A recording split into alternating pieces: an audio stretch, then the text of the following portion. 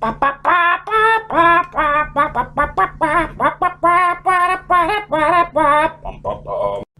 evening. Welcome to Gospel According to John. I'm just kidding. I'm not going to do the whole thing as Cookie Monster. So here we are on chapter 12. And I feel like I should almost sort of print a retraction of the last episode because I ended it too soon. Chapter 11 does indeed contain the Tower of Babel story, but it actually finishes out with a whole bunch more begats. So I guess we should wrap up chapter 11. So it's just a bunch of begats.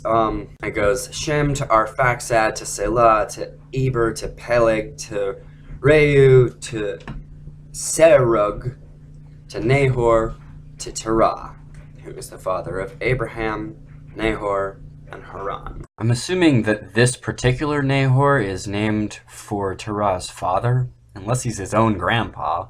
So here the narrative mentions that Nahor marries his brother Haran's daughter Milcah, and that's where Lot comes from.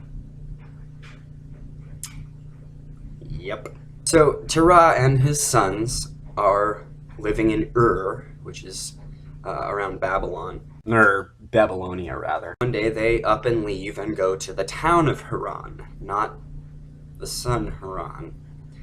And again, we're getting a little confused with the names of places, names of people thing.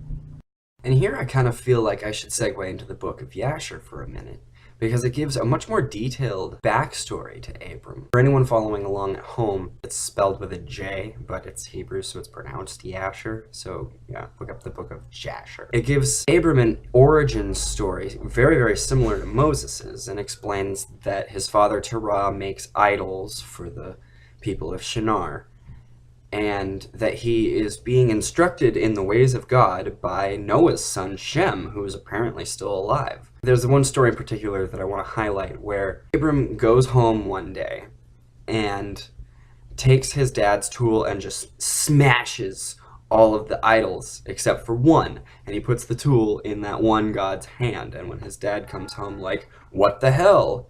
He's like, I didn't do it, the God did it. He must be the true God. And Terah's like, now son, those idols were made of, they're made of wood and stone. How could they come alive and smash each other?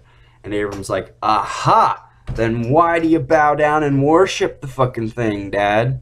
Anyway, I think that story is pretty interesting. And the book of Yasher itself is most likely a forgery.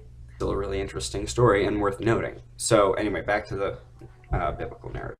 Alright, so all that finishes out chapter 11. We can move on to chapter 12 now. So, in chapter 12, God commands Abram to take his wife and his nephew and his possessions and his slaves to Canaan. Abram and his cadre go as far as Shechem. God promises Abram that the land of Canaan will belong to his descendants for all time. Abram builds an altar between Bethel and Ai, and goes as far as Negev. But there's famine in the land of Canaan. Now, why exactly God's like, here, have this crappy piece of land that's rife with famine? Abram gets there and he's like, oh, this will be mine?